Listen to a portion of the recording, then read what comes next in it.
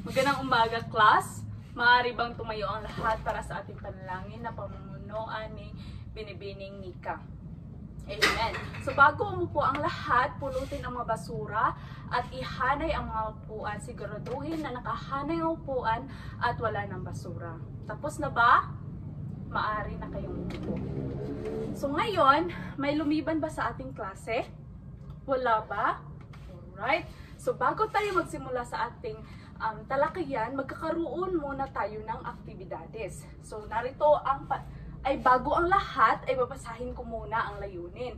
Sa pagtatapos ng aralin, ang mga mag-aaral ay inaasahang natutukoy ang mga elemento ng maikling kwento, tauhan, tagpuan, banghay, suliranin at tema.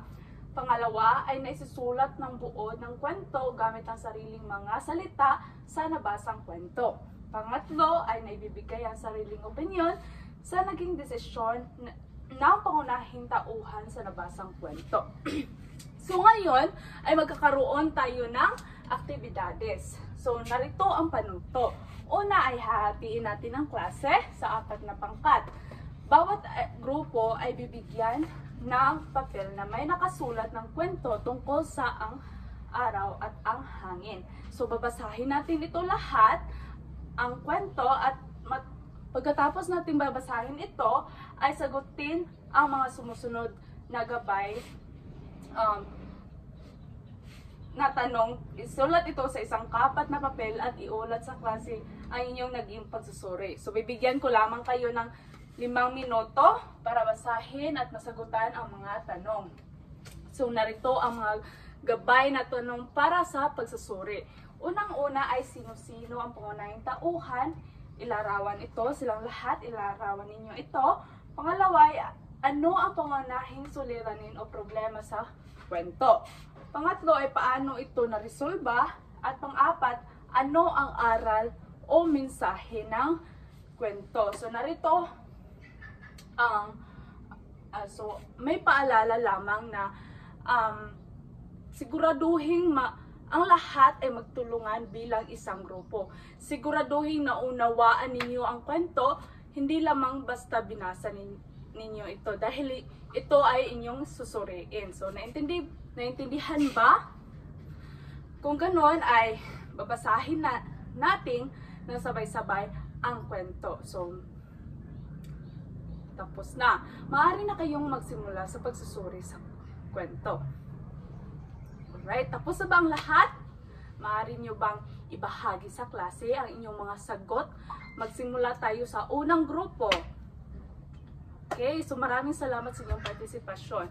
So ngayong umaga, ang tatalakayin natin ay tungkol sa mga elemento ng maikling kwento, which is yung mga tauhan, tagpuan, banghay, suliranin, at tema. So, ano nga ba ang maikling kwento? So, pakibasa ng sabay-sabay ang kahulugan ng maikling kwento. Maraming salamat. So, ang maikling kwento ay isang anyo ng panitikan na naglalahad ng isang pangyayari o karanasang may isang kakintalan o di malimutang epekto sa mga mambabasa. So, ang maikling kwento ay may 7 elemento. Una ay ang tauhan. So, ang mga tauhan, ito ay sila ang mga karakter o sa kwento, maring may mga pangunahing tauhan, yung mga protagonist, at mga kontrabidang tauhan, yung mga antagonist.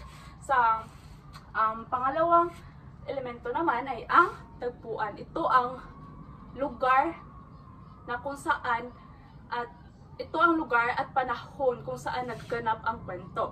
Malaga ito upang maipakita ang konteksto ng mga pangyayari. Ang pangatlo naman ang banghay. So ang banghay, ito ay ang pagkasunod-sunod ng mga kaganapan sa kwento. So karaniwan dito ay nakahati ito sa simula, gitna, at wakas. Ang pang-apat ay ang suliranin. So ang suliranin, ito ang problema o hamon na kinakaharap ng mga tauhan sa kwento. Ito ay ang nagtutulak sa kwento ng pasulong. So ang panglima ay ang kasukdulan. So ang kasukdulan, ito ay pinakamasigasig na sa bahagi ng kwento kung saan umabot ito sa pinakamataas na antas ng tensyon o drama. Ang pang-anim ay ang resolution. So ang resolution, ito yung dito nagkakaroon dito ay nagkakaroon ng solusyon sa suliranin. Maaaring maging masaya o malungkot ang wakas. So ang panghuli ay ang tema. So ito ang mensahe o aral sa nanais iparating ng kwento. Ito ay ang pangunahing idea na nakapaloob sa kwento. So yun lamang ang mga 7 na mga elemento o 7 mga elemento sa maikling kwento. Ngayon ay magbabasa tayo ng may babasahin tayo ng kwento na tungkol sa kwento ni Mabuti. So, babasahin natin ito ng sabay-sabay. Okay. So, sino ang pangunahing tauhan sa kwento? Okay, very good. Ano ang tagpuan ng kwento? Magaling. Ano naman ang suliraning kinakaharap ni Mabuti? Right? Ano ang banghay ng kwento? Simula, gitna, o wakas. Okay, magaling. Ano ang tema o pangunahing mensahe ng kwento? Okay, so ngayon, alam kong nakikinig kayo sa ating talakayan. So ngayon ay magkakaroon tayo ng gawain. So ang panuto nito ay hatiin ang klase sa 4 na pangkat. Ang mga mag-aaral ay gumawa ng graphic organizer ng mga elemento ng kwento sa loob ng 15 minuto. So, narito ang rubrics. Ang pagkamalikhain ay may 10 points. Detalye at kalinawan ng guhit ay may 10 points. Pagkakaugnay ng guhit sa tema ng tula ay may 10 points. Ang total nito ay 30 points.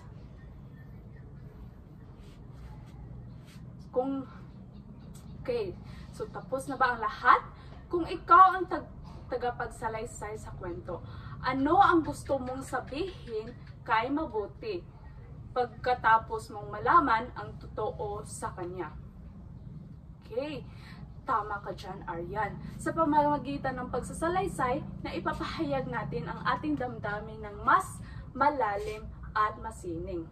So alam kong naintindihan niyo talaga ang ating talakayan at magkakaroon tayo ng pagsusulit. So, ang panuto ng ating pagsusulit ay sagutan ang sumusunod na elemento batay sa nabuong kwento. Ito ay may tauhan, tagpuan, suliranin, tema, o aral. So, tapos na ba ang lahat? Pakipasa ito sa harapan. Maraming salamat sa inyong pagkikinig. Ngayon ay magkakaroon kayo ng takdang aralin. So, narito ang panuto. Magsulat ng isang maikling kwento na may sariling tauhan na tulad ni Mabuti. Isang taong may mabuting kalooban pero may pinagdaanan at basahin ito sa harap ng klase sa susunod na tagpo. So, maraming salamat sa inyong pagkikinig. Kita-kits tayo sa susunod.